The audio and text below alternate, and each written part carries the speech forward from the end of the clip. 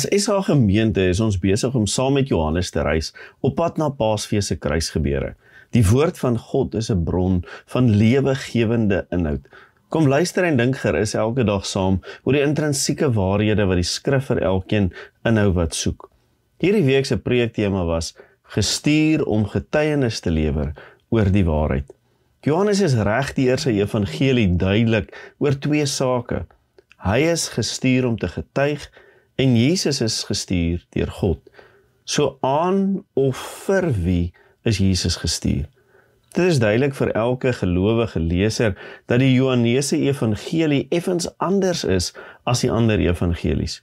Teoloë is eens daaroor dat die volle evangelie eers later voltooi is.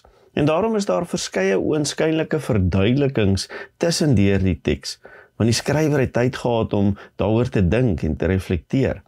Johannes beskryf die gebeure ook anders, vanuit 'n ander oogpunt as jy wil, want sy teikengroep was redelik anders as Markus, Lukas of Matteus. Die eerste lesers van die Johannes evangelie was die Johannese gemeente self gewees, wat vermoedelik bestaan het in die kosmopolitaanse stad van Efese. Die gemeente het eers uit 'n klein groepie Christenjode bestaan, wat saam met ander Jode in die sinagoge saamgekom het. Geleidelik het die boodskap uitgebrei. Die Samaritane het die goeie nuus gehoor en tot geloof gekom, en daar was geleidelik meer oor die goddelike aard van Jesus gepraat. Beide van hierdie sake het die Jode ontstel, en gevolglik was die Christene uit die sinagoges uitgegooi. Die Christene het hulle meer en meer tot die res van die wêreld gewend, met 'n groter klem op die evangelie wat vir almal bedoel is.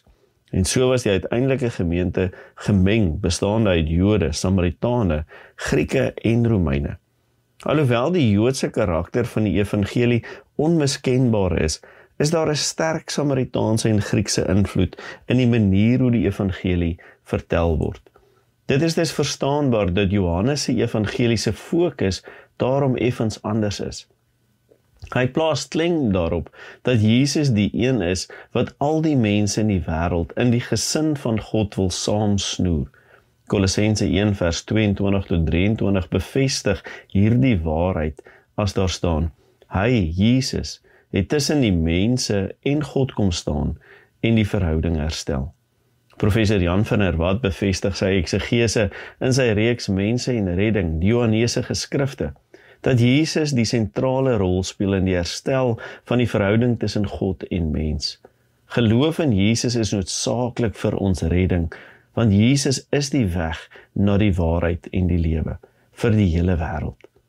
Mag jy vandag weet, dit sluit jou in. Ons gesels weer môre om verdere en dieper waarhede te ontdek vir jou lewe. Tot dan, groetnis van huis tot huis in die netwerk waar God jou stuur.